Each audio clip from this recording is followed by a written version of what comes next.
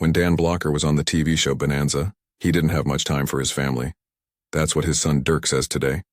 It's honest, a little sad, and still hurts after all these years. You probably know Blocker as Hoss Cartwright, the big guy with an even bigger heart, always riding into danger with a silly smile and knowing right from wrong better than anyone. But behind that warm smile was a man who could barely catch his breath, let alone sit down with his kids for dinner. Dirk says that back in the 1960s they couldn't walk through a fair or a baseball game without crowds gathering around their dad. Hoss wasn't just a TV character, he was like a national hero. Kids wanted to hug him, grown-ups wanted to shake his hand, and everyone wanted just one picture. And Dan handled it really well. He'd smile, sign autographs, take photos, and keep moving. But when it came to his own children, all that attention really hurt. He once said, "If you could take your family to Disneyland and actually enjoy the rides without people mobbing you, you're lucky." For him, those times were every rare. He lived in the San Fernando Valley with his wife Dolphia and their 4 kids, 2 boys, 2 girls. After Bonanza became popular, they made the house bigger. More bedrooms, a game room, even a swimming pool. But even then, the outside world always seemed to find its way in. Dan could have moved to Beverly Hills where all the other big stars lived. That's what his agents and TV bosses told him to do. The schools fare better up there, they said. But Dan saw right through it. Better schools, more expensive schools, and snobby parents. Dan wasn't into that kind of life. If the schools in the valley are good enough for regular kids, they're good enough for mine, he once told a reporter. He really meant it. Blocker may have been 6 feet 4 inches tall and weighed around 300 pounds, but he wasn't trying to act like he was better than everyone. He just wanted to be a dad. One who taught his kids right from wrong and tucked them into bed by 8 o'clock. Really, Dan and Dolphia had a rule. If a kid wasn't asleep by 8, they were kicked out of the 8 o'clock club for a whole week. That might sound silly, but it worked. The kids wanted to be part of it. They liked the schedule. Dan let Dolphia be the strict one. He was the gentle one, the teddy bear. He even called their kids a pretty good crew. But the thing is, when you're Hoss Cartwright to the whole world, your kids see that too. They watch you fight bad guys on TV. They see you fall off horses and get shot in the shoulder and fight grown men like it's no big deal. Ta them, it doesn't matter if it's fake. Dan told him it was just acting. Sure, he said it wasn't real. But that didn't stop one of his daughters from crying during a really scary scene. He got shot, just a little wound, but she ran up to him, checked his head, and asked if he needed medicine. That show closed they were. They didn't see the actor. They saw their dad. And that's the part fans didn't see. They saw the cowboy, the hero, but not the man staying up at night wondering if he was missing the best years of his kids' lives. To really understand that, you need to go back. Way back. Before the ranch. Before Hollywood. Back to Texas. Dan was born in DeKalb, a small town in Bowie County. He came from a regular family. His parents, Ora Shack Blocker and Mary Arizona Blocker, ran a little grocery store in O'Donnell, Texas. Not exactly the kind of place that makes you think of future TV stars. But Dan was different. Even as a kid, he stood out. Really, he was always tall for his age, and by the time he became an adult, he was huge. 300 pounds, wide shoulders, hands the size of dinner plates. But there's what people don't understand. He was also sweet, gentle, the kind of guy who could stop a fight without yelling. He went to Texas military school in 1940 and then went back and forth between Hardin-Simmons University and Sul Ross State Teachers College. That's where he found what he loved. Football and acting. Yes, acting. The same guy who once worked as a bouncer in a tough bar was also performing in plays. Sul Ross was where he got his degree in speech and drama. That mix of being physically strong and good at acting is what made him impossible to forget. You couldn't miss him, and once he started talking, you didn't want him to stop. But life wasn't easy. After college, Blocker served in the U.S. Army during the Korean War, and he wasn't just doing paperwork or kitchen work. He was right in the fighting. Infantry, front lines, boots in the mud. He served as a sergeant in F Company, 2nd Battalion, 179th Infantry Regiment. The guy saw real fighting, got hurt too. He earned a Purple Heart Medal. He also got a long list of other medals. National Defense Service Medal, Korean Service Medal with 2 Bronze Stars, Combat Infantryman Badge, and more. He wasn't pretending. To be a hero. He really was one. When he came back from Korea, he didn't go to Hollywood right away. First, he taught English and drama in Sonora, Texas, Carlsbad, New Mexico, and later in California. And he wasn't just some temporary substitute teacher.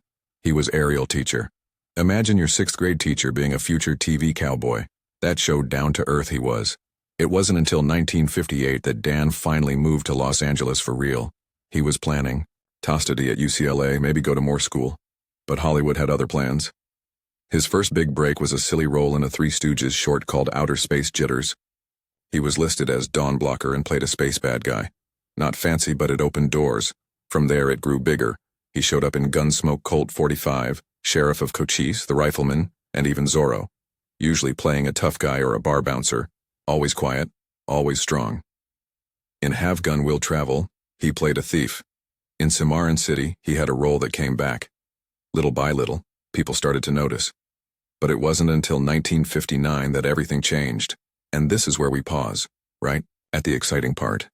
Because Dan got the role that would control the rest of his life, one that would make him a household name, a TV legend, and eventually open up his family's private world. But before we talk about how he got cast and what really happened on the set of Bonanza, the friendships, the fights, and the secrets Dirk has finally decided to share, we need to go back to the exact moment Dan stepped onto the stage in costume, looked around, and realized nothing would ever be the same again. It starts with one name, Hoss Cartwright. That's the role. That's what he's remembered for. NBC takes a big risk on a new kind of Western, a family Western. They want action, yes, but they also want heart. A father and his 3 sons living on the huge Ponderosa Ranch in Nevada. Each son had to bring something special to the show. For Hoss, they needed someone big, strong, and lovable. Someone who could stop a bar fight with a bear hug, but still make kids laugh just by raising an eyebrow. Someone who looked like he could wrestle a horse but also cry if he saw a hurt puppy. Dan Blocker was that guy. He walks into the audition at 6 feet 4 inches, over 300 pounds, but he's not loud, not mean. He's calm, warm. His handshake is strong, but his voice is soft. That difference hits the casting team like lightning. They've seen tough guys, they've seen nice guys, but both in one person? That's rare. That's Hoss. And just like that, Dan gets the role. Over the next 13 years, he appears in 415 episodes, one of the most for any cast member. Bonanza runs from 1959 to 1972, becoming the second longest running Western in NBC history at the time. At its best, it gets tens of millions of viewers every week. People don't just watch Hoss, they wait for him. They cheer when he shows up. They laugh when he messes up his words. They trust him. Now, here's something you might not know. Dan didn't play Hoss like a fake cowboy. He had a guiding idea, an old saying, that stuck with him. Every time he stepped into Hoss's boots, he thought about being kind, about doing good while you can. Because as he once explained, we only get to live once, and viewers felt that, especially kids. Over the years, Dan got letters, hundreds of them. One from a boy simply said, "I wish you were my dad." That hit him hard. It wasn't about being famous. It wasn't about TV ratings. It was about what Hoss meant. Safety, loyalty, love. That letter stayed with Dan. It made every long day of filming, every missed family dinner feel a little more worth it. But even as the show gets more popular, Dan doesn't slow down. He works on other projects besides Bonanza too. In 1963, he stars in Come Blow Your Horn alongside Frank Sinatra. Then again in 1968 in Lady in Cement. That time he plays a tough guy, something totally different from Hoss, and it works. He's scary when he wants to be. Later, Stanley Kubrick thinks about casting him in Dr. Strangelove to play Major T.J. King Kong. That's the role that ends up riding the atomic bomb in the final scene, but Dan never takes the part. His agent says no before he even gets a chance to read it. Slim Pickens ends up doing it, but film experts still wonder, what if Blocker had said yes? Still, Dan isn't hurting for work. In 1968, he stars in Something for a Lonely Man. He plays a blacksmith named John Killebrew, who starts a new town from nothing. Thestry is all about feelings, and fans love it. Then in 1970, he tries something different again in The Cockeyed Cowboys of Calico County. This time, it's comedy. He plays a shy bachelor who's clumsy but charming, and the cast is packed with famous actors like Jim Backus, Mickey Rooney, and Jack Elam. But here's the part that really surprises people. Dan Blocker isn't just acting, he's building a business. In 1963, he becomes part owner of a new restaurant chain called Bonanza Steakhouse. The trick? Dan makes appearances as Hoss. He's in Theds. He shows up at new restaurant openings, and yes, he shakes every hand, signs every menu, and takes every picture. The business grows fast. People trust Hoss, and if Hoss says the steak is good, well, you believe him. And Dan doesn't do it alone. In 1964, his son Dirk joins him on screen for the first time. It's a car commercial, a small moment, but a big on for the Blocker family. Dirk later says it's one of his earliest memories of his dad's career. Not the TV set, not the ranch, but a commercial. Just the two of them, smiling, working together. That's how close they were. Now you might think success like that would make a man think he's better than everyone, but not Dan. He stays down to earth. He stays humble. He never forgets where he came from. He makes friends on set, including a young director named Robert Altman. They become good friends. Years later, Altman wants Dan for the long goodbye. He wants him to play Roger Wade, but before filming starts, something terrible happens. Dan dies suddenly, and the role goes to Sterling Hayden. The final version of the film is dedicated to Dan Blocker. By now, Bonanza is getting close to its final seasons. The audience is changing. TV is changing. But Dan is still showing up. Still telling jokes between takes, still making time for every fan, and still going home every night to the valley to his wife and kids. But behind the success, the steakhouse, the fame, the pressure starts to build up. Dan's health becomes a problem. He's been big all his life, and now that weight is hurting him. He pushes through it, keeps working, keeps smiling. But those closest to him start to worry. Dirk remembers those final years, the long days of filming, the quiet moments at home, and those memories are about to become the main story. So what was life really like for the Blockers outside the studio lights? And what finally hurt the man fans thought was unbreakable? Behind the smile and cowboy hat, Dan Blocker lived a life filled with purpose, strong beliefs, and quiet love for his family. When the cameras weren't rolling, he wasn't a TV legend. He was a father, a husband, and a man who believed in good values. He married Dolphia Parker, the woman he met at Sul Ross State University, and together they raised 4 children in Los Angeles.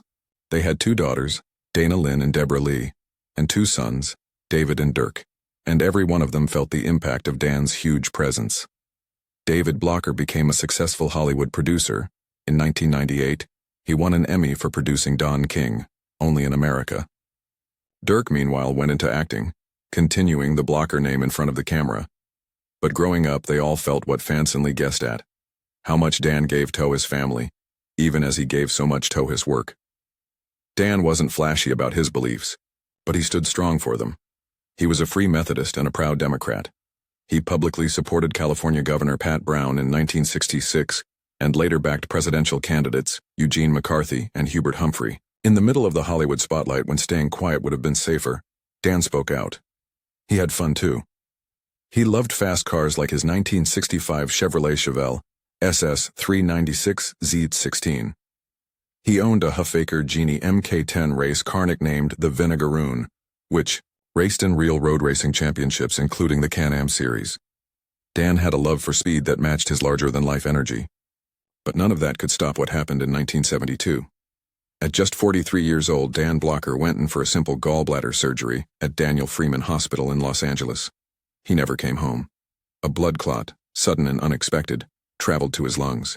He died of a pulmonary embolism on May 13, 1972. The man known as Hoss Cartwright, the gentle giant of American television, was gone. And that loss wasn't just felt by fans. Bonanza had to face something no show had ever done before. Admit that one. Of its stars had died. Hoss's death was written into the 14th and final season, though the details were never fully shown. In a later spin-off, a character finally said it. Hoss died trying to save someone else. It was the kind of ending that matched the man. Selfless, brave, quietly heroic. But Bonanza was never the same. That final season struggled. Ratings dropped. The chemistry changed. Without Hoss, the show lost its heart. Michael Landon, one of Dan's closest friends on the cast, once said he could always cry on cue. He just thought about Dan. That tells you everything. Dan was buried in Woodman Cemetery in DeKalb, Texas. No golden statue, no Hollywood glamour, just a plain headstone marked B. Dan D. Blocker next to his father, mother, and sister. It's simple, honest, and exactly what he would have wanted. Still, the world hasn't forgotten him. There's a Dan Blocker room in the O'Donnell Heritage Museum in Texas. Dan Blocker Beach sits on the California coast in Malibu. Dan Blocker Avenue winds through a quiet neighborhood in Henderson, Nevada. His memory is quite literally part of the landscape. And Dirk? Well, Dirk carried that legacy forward. He made his first appearance with Dan in a 1964 car commercial. He was just a kid standing beside the man the world knew as Hoss. From there, Dirk built his own path in TV. He got guest roles in shows like Little House on the Prairie, ER, The RSO, X-Files, Matlock, Walker, Texas Ranger, Chips, and more. From 1976 to 1978, he played Lieutenant Jerry Bragg on Ba Ba Black Sheep. Then after decades of guest work, he finally got another major role, Detective Hitchcock on Brooklyn Nine-Nine, running from 2013 to 2021. But Dirk's story didn't stop. At acting, he went back to school, earned his degree, and even became a teacher. In 2017, he published a children's book, Master and the Little Monk, a quiet, heartfelt story that shows so much of the emotional depth his father brought to the screen. And now at 67, Dirk Blocker is finally telling the full story. Not the TV version, not the fan magazine tribute, but the real one. The one that shows who Dan Blocker really was as a father, a husband, a teacher, a veteran, a Hollywood outsider, and maybe most importantly, a man who never let success erase his humanity. So, when you think of Hoss Cartwright, don't just remember the cowboy on your screen. Remember the dad who made it home in time for bedtime stories. The war hero who stood tall without ever yelling. The actor who made the whole world feel safe for 1 hour every Sunday night. And the son who all these years later still carries that story with pride. And finally, after decades of silence, is ready to let you in, because now you know the truth.